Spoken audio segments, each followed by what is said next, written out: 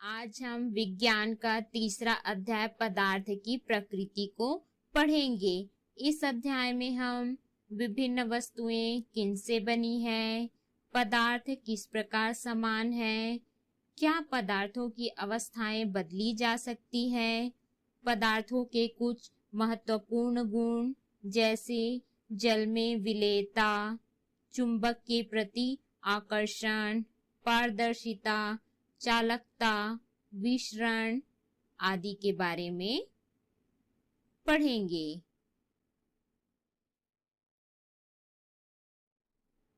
तो बच्चों, हम अपने आसपास कई प्रकार की वस्तुएं देखते हैं, जैसे फल, कपड़ा, पत्थर, हवा, कुर्सी, टेबल और भी बहुत सारी वस्तुएं जो है हमारे आसपास दिखाई देती है। क्या आप बता सकते हैं कि इसमें कौन कौन सी वस्तुएं हैं जो मानव द्वारा बनाई जाती है और कौन कौन सी ऐसी वस्तुएं हैं जो हम सीधे प्रकृति से प्राप्त करते हैं? तो कुछ वस्तुएं जो हमें प्रकृति से सीधे प्राप्त होती हैं, जैसे फल, पत्थर, हवा, और कुछ जो मनुष्यों द्वारा बनाई जाती है, मानव द्वारा बनाई जाती है, जैसे कपड़ा, टेबल और कुर्सी आदि हैं। अब हम यह जानेंगे कि विभिन्न वस्तुएं किन से बनी है। आप जानते हैं, आपने देखा है कि कुर्सी जो है प्लास्टिक, लकड़ी या लोहे से बनाई जा सकती है। यहाँ पर कुर्सी एक वस्तु है और जो कुर्सी प्लास्टिक, लकड़ी या लोहे से बनी है, तो ये प्लास्टिक, लकड़ी और लोहा पदार्थ हैं। इस उदाहरण में हमने देखा कि वस्तुएं किसी एक ही पदार्थ से बनी है, किंतु यह जरूरी नहीं होता कि वस्तुएं केवल एक ही पदार्थ से बनी हो। ये एक से अधिक पदार्थों से भी बनाई जा सकती है।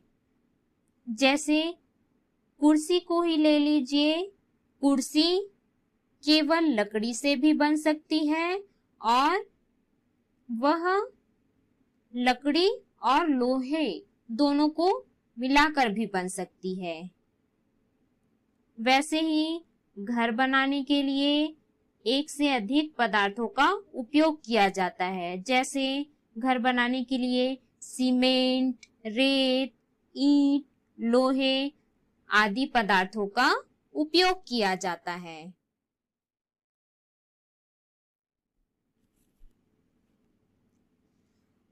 अब हम सारणी को पूरा करेंगे। इसमें आपको वस्तुओं का नाम दिया गया है और वस्तु के निर्माण में लगने वाले पदार्थों को आपको लिखना है कि वस्तु कौन कौन से पदार्थों से मिलकर बनी है। तो सबसे पहले कॉलम में वस्तु का नाम दिया है, पहला सोडा वाटर। सोडा वाटर, उसके निर्माण में लगने वाले पदार्थ हैं नमक, शक्कर, पानी एवं कार्बन डाइऑक्साइड। उसी प्रकार पेन जो है कौन कौन से पदार्थों से मिलकर बना है, तो आप अपने पेन को देखेंगे, वह प्लास्टिक, धातु और स्याही से मिलकर बना है। उसी प्रकार आपको आपका बस्ता, बैग कौन कौन से पदार्थों से मिलकर बना है, उसे आपको यहाँ पर लिखना है। वैसे ही पुस्तक और हवा से भरा फुग्गा कौन कौन से पदार्थों से मिलकर बना है, उसके निर्माण में कौन कौन से पदार्थ लगे हैं, उसको आपको यहाँ पे लिखना है। वैसे ही आप बहुत सारे वस्तुओं का नाम यहाँ पर लिखकर उसके निर्माण में लगने वाले पदार्थों का नाम लिख सकते हैं और इस सारणी को पूरा करना है।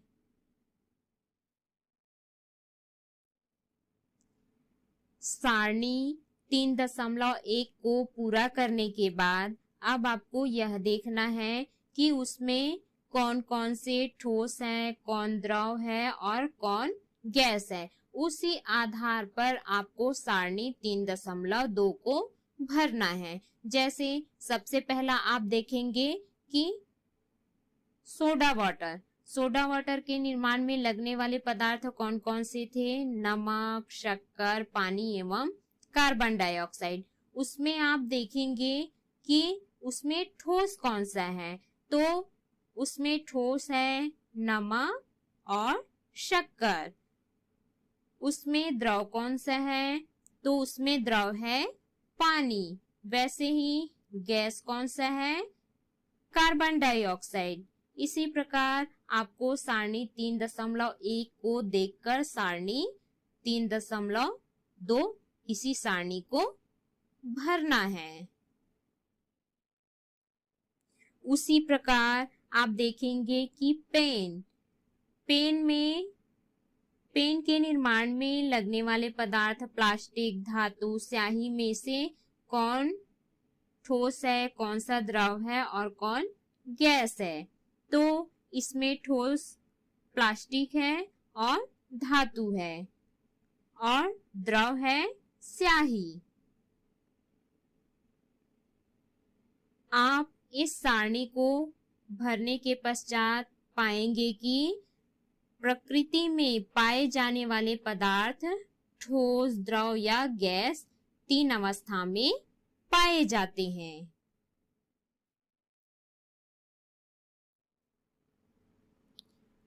अब हम देखेंगे कि पदार्थ किस प्रकार समान है। क्या ठोस, द्रव एवं गैसों को हम देख, स्पर्श व महसूस कर सकते हैं? इसी आधार पर आपको सारणी 3.3 को भरना है। इसमें ठोस, द्रव एवं गैस जो दिए गए हैं, उन्हें इन जो गुण दिए गए हैं, इन गुणों के आधार पर आपको जांच करना है। तो इसमें सबसे पहला गुण दिया है कि क्या आप इसे देख सकते हैं।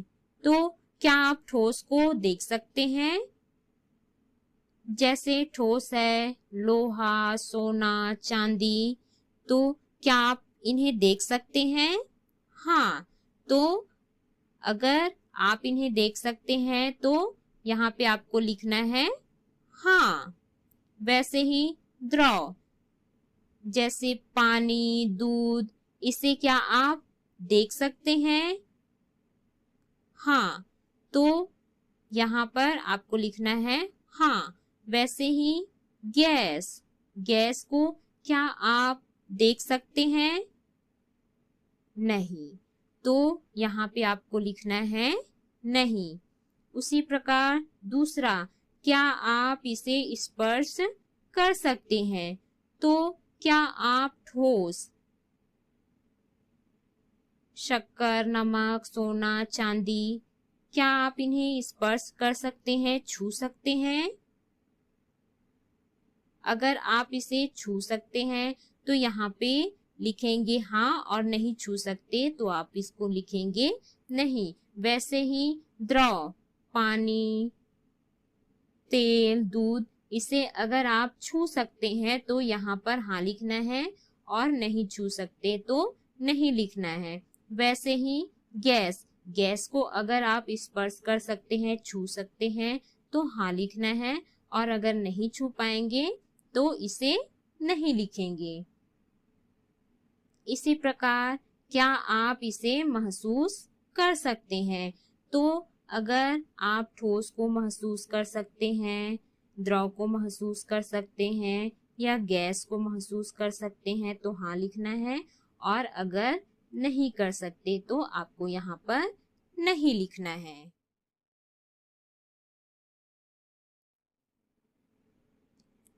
सारणी भरने के पश्चात आप देखेंगे कि ठोस तथा द्रव को देख, स्पर्श तथा महसूस कर सकते हैं। हवा को हम देख या स्पर्श तो नहीं कर सकते, किंतु महसूस कर सकते हैं। हवा की उपस्थिति का आभास हमें हवा के बहने पर होता है।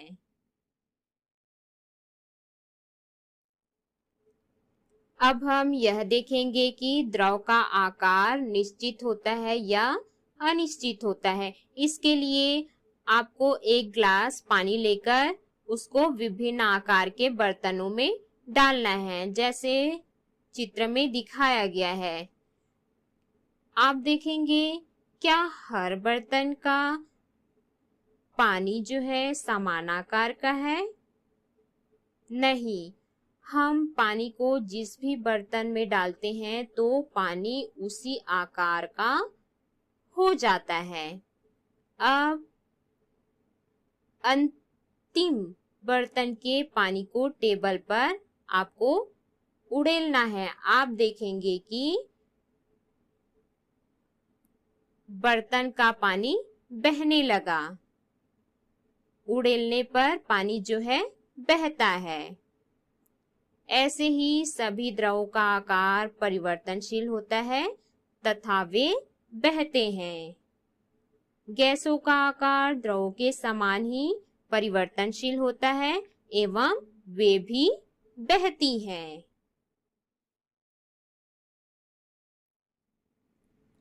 अब हम जानेंगे कि क्या ठोस, द्रव एवं गैस स्थान घेरते हैं। तो आप देखेंगे आपके बस्ते में रखी किताबें बस्ते के रिक्त स्थान को घेरती है। जब आपने अपने बस्ते में, बैग में किताबों को नहीं रखा था तो उसमें रिक्त स्थान था। जैसे ही आपने उसमें किताबों को रख दिया, किताबों ने रिक्त स्थान को घेर लिया। उसी प्रकार बाल्टी में रखा पानी बाल्टी के अंदर का स्थान घेरता है।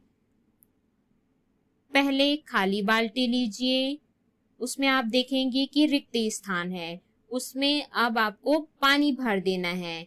तो आप देखेंगे कि बाल्टी के अंदर का रिक्त स्थान उसे पानी ने घेर लिया। अतः हम कह सकते हैं कि ठोस तथा द्रव स्थान घेरते हैं। अब हम यह जानने का प्रयास करेंगे कि क्या गैसें भी स्थान घेरती हैं। इसके लिए आपको एक गहरा बर्तन या फिर बाल्टी लेकर उसे पूरा पानी से भर देना है। अब कांच या प्लास्टिक की खाली चौड़े मुंह वाली बोतल लेना है और इसे पानी से भरे बर्तन में डुबा देना है। जब उस बोतल में पूरा पानी भर जाए तब उसे बर्तन के भीतर ही उल्टा कर धीरे धीरे पानी से इस प्रकार बाहर निकालना है कि बोतल का मुंह पानी के भीतर ही हो। अब एक रबर की पतली नली ले ले। एक पतला सा आपको पाइप लेना है। उसके एक सिरे को आपको बोतल के मुंह के अंदर घुसा देना है और दूसरे सिरे से आपको हवा डालनी है, आपको फूंक मारना है। आप देखेंगे कि हवा बुलबुलों के रूप में बोतल में प्रवेश करती है तथा बोतल में पानी का तल हवा द्वारा स्थान घेरने के कारण नीचे उतरता दिखाई देता है। आपने देखा कि हवा ने पानी के लेवल को नीचे कर दिया है। बोतल में पानी का लेवल जो है वो नीचे हो गया है। इससे यह निष्कर्ष निकलता है कि हवा जो है वह स्थान घेरती है। अतः गैसें भी ठोस तथा द्रव के समान स्थान घेरती है। अब हम यहाँ पर जानेंगे कि क्या ठोस, द्रव एवं गैसों में भार होता है। आपने अनुभव किया होगा कि एक बड़ा पत्थर छोटे पत्थर की तुलना में अधिक भारी होता है। आप दो पत्थर ले लीजिए, एक बड़ा पत्थर लीजिए और दूसरा छोटा पत्थर, दोनों को एक ही साथ अलग अलग हाथों से उठाएंगे। आप देखेंगे कि बड़ा पत्थर जो है अधिक भारी लगता है और छोटा पत्थर कम भारी लगता है। इसका मतलब यह है कि ठोस में भार होता है।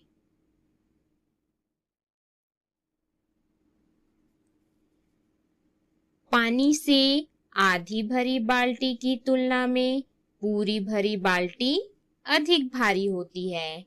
आपको दो समान आकार की बाल्टी लेना है। एक बाल्टी में आपको पूरा पानी भरना है और दूसरी बाल्टी में आधी पानी भरनी है। अब दोनों बाल्टियों को आपको एक साथ उठाना है। आप देखेंगे कि जो पूरी भरी बाल्टी है वह अधिक भारी लगेगी और जो आधी भरी बाल्टी है वह कम भारी लगेगी। इसका अर्थ यह है कि द्रवों में भार होता है।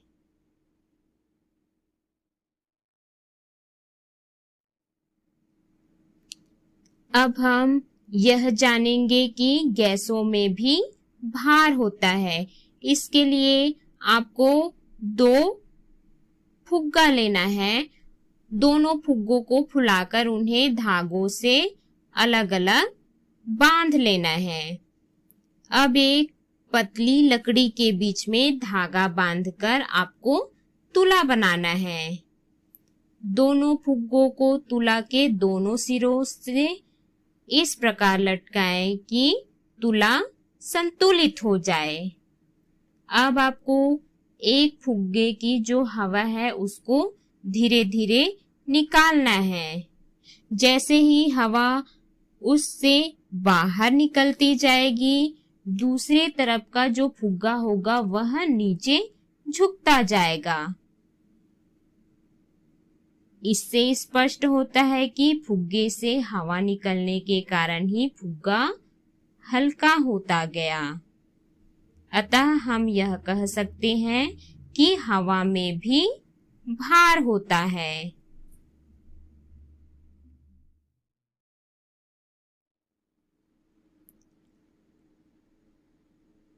अब हम सारणी बनाकर पदार्थ की तीनों अवस्थाओं ठोस, द्रव एवं गैसों के गुणों का अवलोकन करेंगे। तो सबसे पहला गुण है बहना।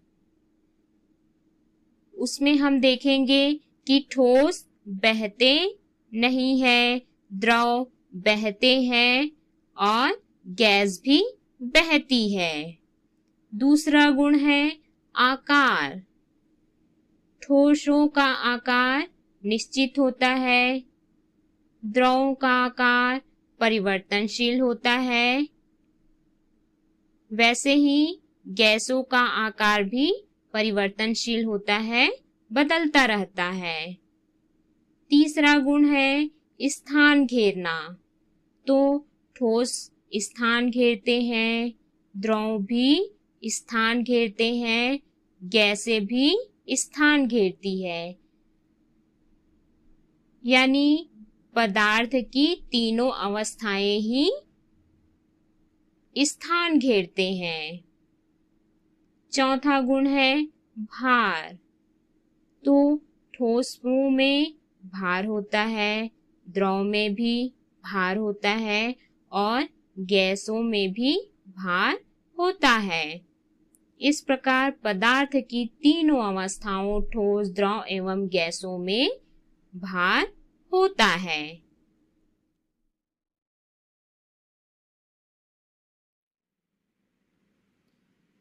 अब हम यहाँ पर यह जानेंगे कि क्या पदार्थों की अवस्थाएं बदली जा सकती है।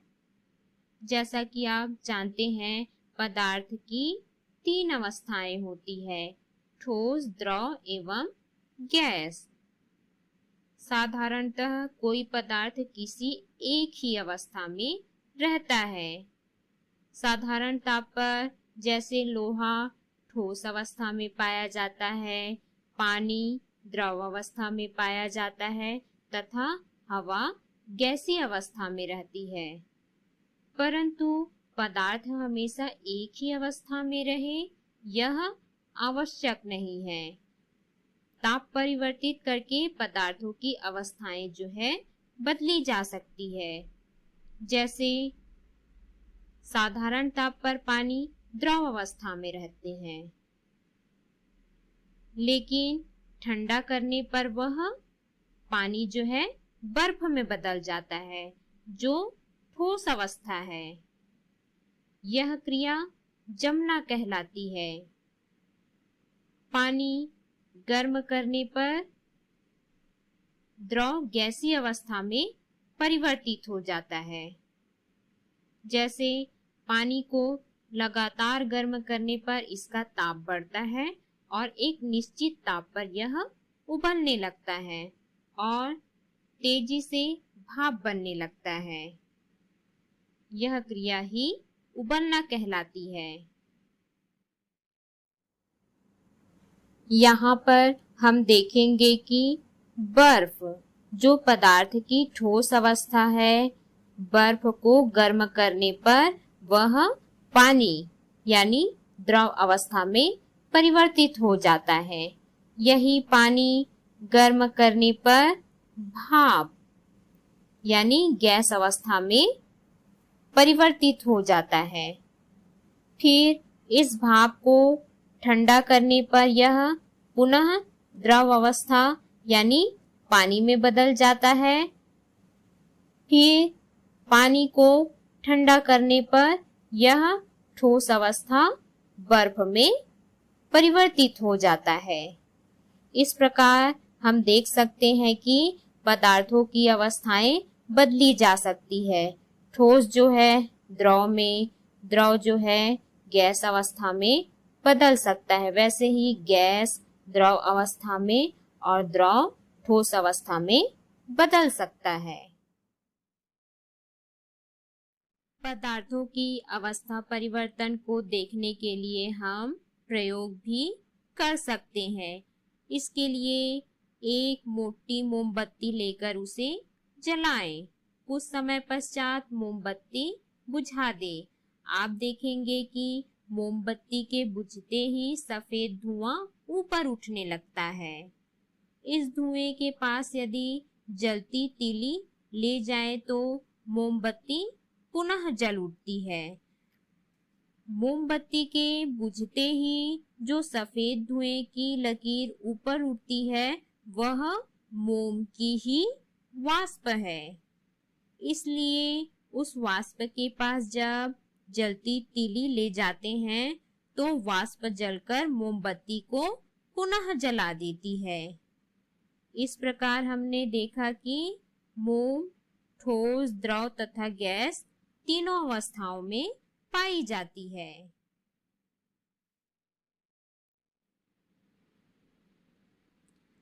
अब हम पदार्थों के कुछ महत्वपूर्ण गुणों का अध्ययन करेंगे। इसमें सबसे पहला है जल में विलेयता या घुलनशीलता। प्रकृति में जल अधिक मात्रा में पाया जाने वाला पदार्थ है। इसका उपयोग हम पीने, कपड़ा धोने तथा भोजन पकाने आदि के लिए करते हैं। अब हम क्रियाकलाप करते हुए सारणी 3.5 को भरेंगे। इसके लिए आप कांच के 4 गिलास ले लें तथा प्रत्येक को 3/4 या लगभग आधा जल से भर ले। इन गिलासों में क्रमशः एक एक चम्मच शक्कर, रेत, नमक व चाक का चूर्ण ले और डालकर चम्मच से हिलाएं। अब इन्हें कुछ समय के लिए स्थिर छोड़ देना है। 5 मिनट बाद अब इन ग्लासों का आपको ध्यानपूर्वक अवलोकन करना है। अवलोकन करने के पश्चात आपको सारणी 3.5 को भरना है। आपको भरना है कि शक्कर पानी में पूर्णतः घुलता है या नहीं घुलता है। अगर घुलता है तो यहाँ पे आपको घुलता है लिखना है, नहीं घुलता है तो यहाँ पे आपको नहीं घुलता है लिखना है। वैसे ही रेत पानी में घुला कि नहीं, अगर घुला तो यहाँ पे घुलता है लिखना है और नहीं घुला तो यहाँ पे नहीं घुलता है लिखना है। वैसे ही नमक एवं चौक घुलते हैं तो यहाँ घुलता है लिखना है और नहीं घुलते हैं तो नहीं घुलता है लिखना है। क्रियाकलाप में आपने देखा कि शक्कर एवं नमक जल में घुल गए हैं। शक्कर एवं नमक गिलास में दिखाई नहीं दे रहे हैं क्योंकि वे जल में समान रूप से वितरित हो चुके हैं, पूर्णतः घुल चुके हैं। अतः ऐसे पदार्थ जो जल में घुल जाते हैं जल में विलेय या घुलनशील कहलाते हैं। रेत व चौक जल में नहीं घुले, अतः ऐसे पदार्थ जो जल में नहीं घुलते जल में अविलेय या अघुलनशील कहलाते हैं।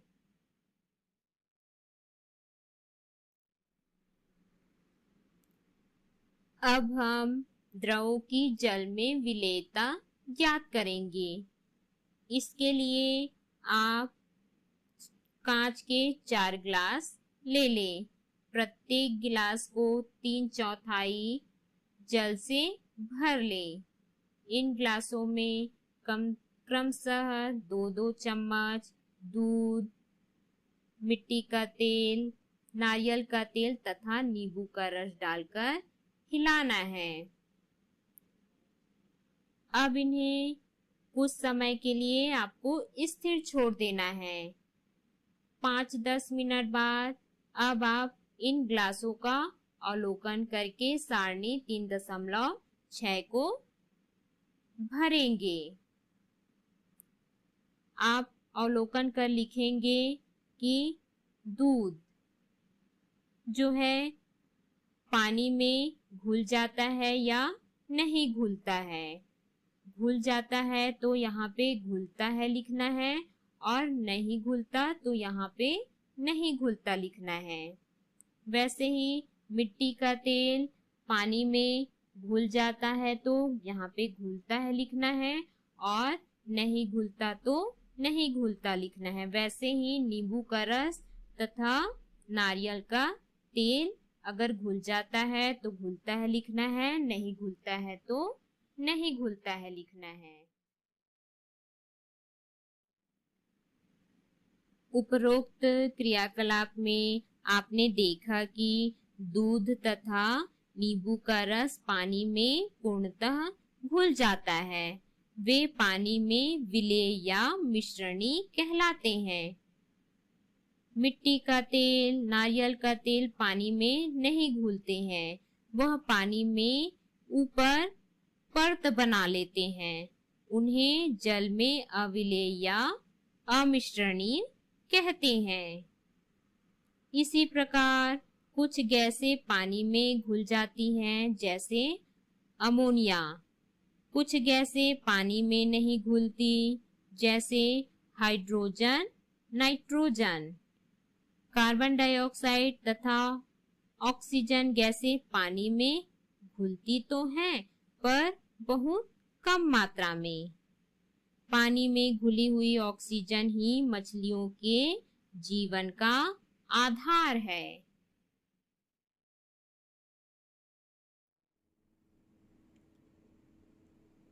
अब हम वस्तुओं की चुंबक के प्रति आकर्षण के बारे में जानेंगे। इसके लिए हम एक क्रियाकलाप करेंगे। इसके लिए आप लोहे की कील, प्लास्टिक के बटन, लकड़ी की तीली, आल पिन लेकर एक कागज में फैला दें।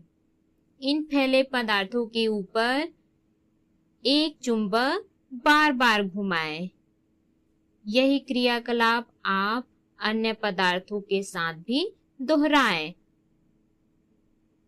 उसके बाद आपको सारणी को भरना है। सारणी में सबसे पहले वस्तु का नाम है लोहे की कीले।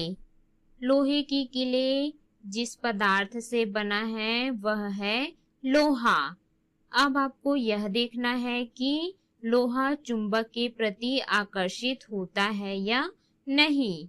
तो अगर लोहे की कीले चुंबक के प्रति आकर्षित होती है तो यहाँ पे आपको आकर्षित होती है लिखना है, और अगर आकर्षित नहीं होती तो यहाँ पे आपको आकर्षित नहीं होती लिखना है। दूसरा है लकड़ी की तीली। लकड़ी की तीली जिस पदार्थ से बना है वह है लकड़ी। तो अब आपको यहाँ पे यह देखना है कि यह चुंबक के प्रति आकर्षित हुआ या नहीं। आकर्षित होता है तो यहाँ पे आकर्षित होता है लिखना है, और अगर नहीं होता तो यहाँ पे आपको आकर्षित नहीं होता लिखना है। उसी प्रकार प्लास्टिक का बटन जो है प्लास्टिक से बना है, आल पिन जो है लोहे से बना है। अब आपको देखना है कि ये चुंबक के प्रति आकर्षित होते हैं या नहीं होते हैं। आकर्षित होता है तो आकर्षित होता है लिखना है, और आकर्षित नहीं होते तो यहाँ पे आपको आकर्षित नहीं होते लिखना है।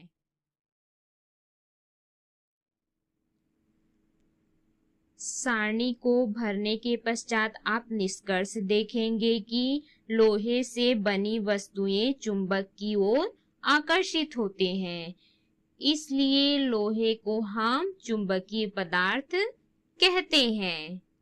लोहे के अलावा निकेल तथा कोबाल्ट धातुएं भी चुंबकीय पदार्थ होते हैं। निकेल तथा कोबाल्ट से बने सिक्कों में आप यह गुण देख सकते हैं। सिक्कों के पास अगर आप चुंबक ले जाएंगे तो सिक्का चुंबक में चिपक जाता है। चुंबक जो है सिक्कों को अपनी ओर आकर्षित कर लेता है।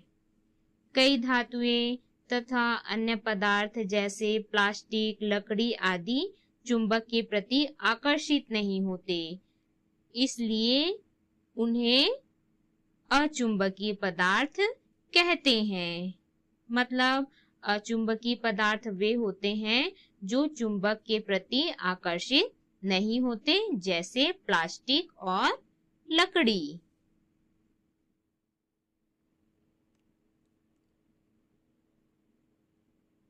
अब हम पारदर्शिता के बारे में जानेंगे।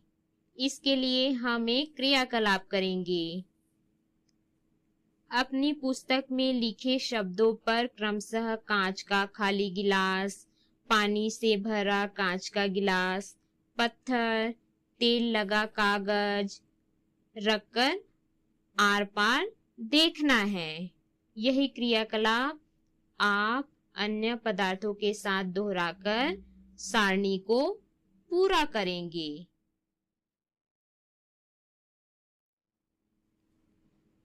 सारणी में सबसे पहला वस्तु है कांच का खाली गिलास। कांच के खाली गिलास से आपको शब्दों को देखना है। अगर आपको स्पष्ट आर पार दिखाई दे रहा है शब्द, तो यहाँ पे आपको आर पार दिखाई देता है लिखना है। अगर नहीं देता है तो आर पार दिखाई नहीं देता है लिखना है, या आपको अगर धुंधला दिखाई देता है तो यहाँ पे आपको धुंधला दिखाई देता है लिखना है। वैसे ही दूसरा वस्तु है पानी से भरा कांच का गिलास। अब पानी से भरे कांच के गिलास से आपको शब्दों को देखना है। शब्दों को अगर आप अच्छे से नहीं देख पा रहे हैं तो, या अगर आप शब्दों को स्पष्ट देख पा रहे हैं तो आपको लिखना है कि आर पार दिखाई देता है, या आप शब्दों को स्पष्ट तौर पर नहीं देख पा रहे हैं तो आपको धुंधला दिखाई दे रहा है तो आपको लिखना है धुंधला दिखाई देता है, और अगर बिल्कुल नहीं दिखाई देता तो आपको लिखना है आर पार दिखाई नहीं देता है। इसी प्रकार आप देखेंगे कि पत्थर और तेल लगा कागज से आपको कैसा दिखाई देता है, और फिर आपको सारणी को भरना है। क्रियाकलाप को करने के पश्चात, सारणी भरने के पश्चात आप देखेंगे कि ऐसे पदार्थ हैं जिनके आर पार स्पष्ट देखा जा सकता है, वह पारदर्शी पदार्थ कहलाते हैं, जैसे कांच। ऐसे पदार्थ जिनके आर पार नहीं देखा जा सकता, वह अपारदर्शी पदार्थ कहलाते हैं, जैसे लकड़ी, पत्थर, दीवार आदि। और वे पदार्थ जिनके आर पार धुंधला सा दिखाई देता है, अल्प पारदर्शी या पारभासी पदार्थ कहलाते हैं, जैसे तेल लगा कागज, घिसा हुआ कांच आदि। अपने आसपास पाए जाने वाले पारदर्शी, अपारदर्शी तथा अल्प पारदर्शी पदार्थों की सूची आपको बनाना है और कॉपी में लिखना है।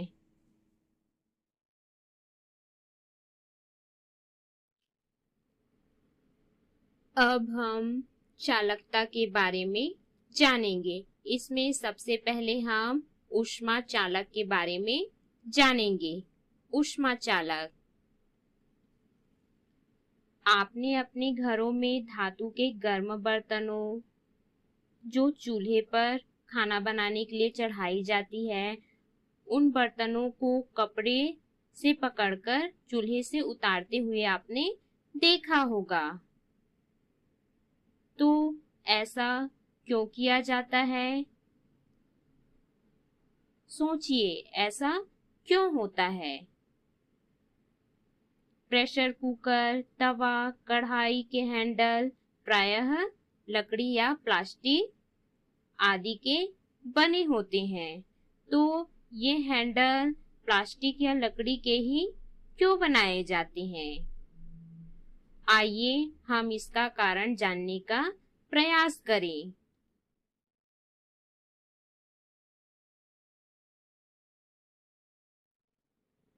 इसके लिए हम एक क्रियाकलाप करेंगे। आप बीकर या बर्तन में अधिक गर्म पानी ले लें। उस पानी में लकड़ी की छड़ और धातु का चम्मच डाल दें।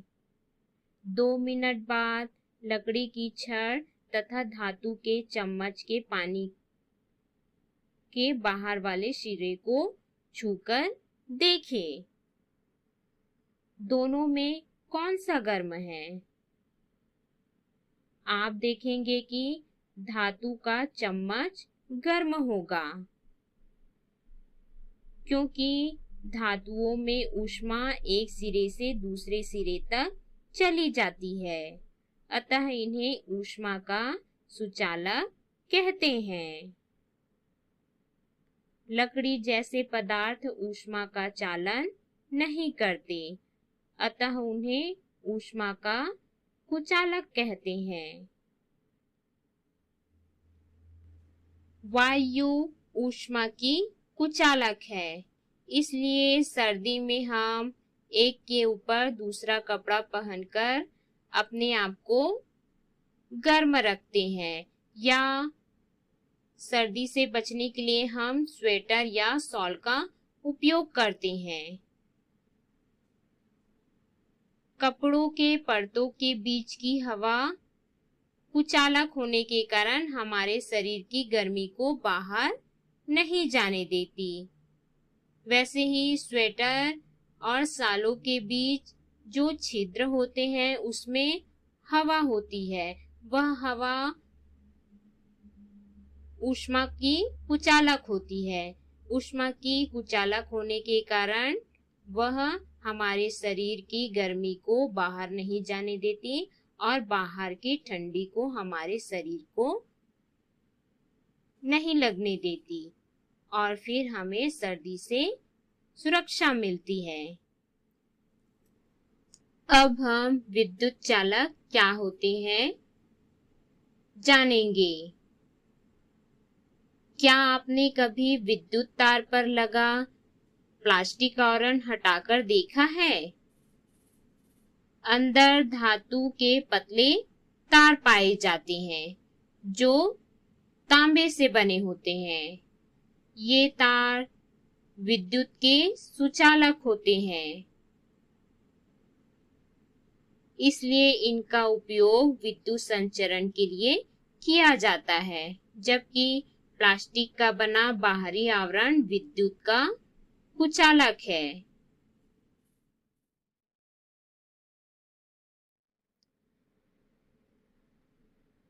वे पदार्थ जिनमें से होकर विद्युत धारा प्रवाहित होती है वे विद्युत के सुचालक कहलाते हैं।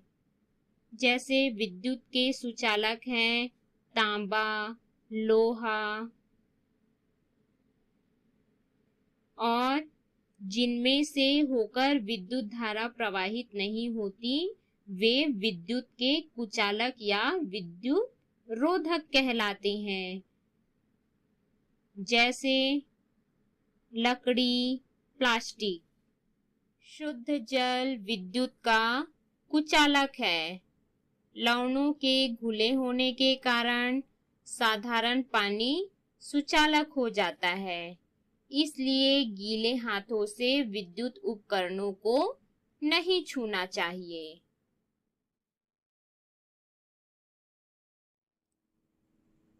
अब हम विसरण के बारे में जानेंगे। कमरे में अगरबत्ती जलाने पर क्या होता है? कुछ समय बाद अगरबत्ती का सुगंधित धुआं हवा में मिलकर पूरे कमरे में फैल जाती है। ऐसा सुगंधित धुएं के हवा में विसरण के कारण होता है। विसरण के कारण ही कोई भी खुशबू या बदबू हवा में मिलकर हम तक पहुंचती है या पूरे कमरे में फैल जाती है। विसरण को देखने के लिए हम एक क्रियाकलाप भी कर सकते हैं। आपको एक गिलास में पानी लेना है, उसमें ड्रॉपर की सहायता से नीली स्याही की 1-2 बूंदें डालकर उसे स्थिर रहने दें। आप देखेंगे कि नीली स्याही धीरे धीरे गिलास के पूरे पानी को नीला कर देती है। यह नीली स्याही के पानी में विसरण के कारण होता है।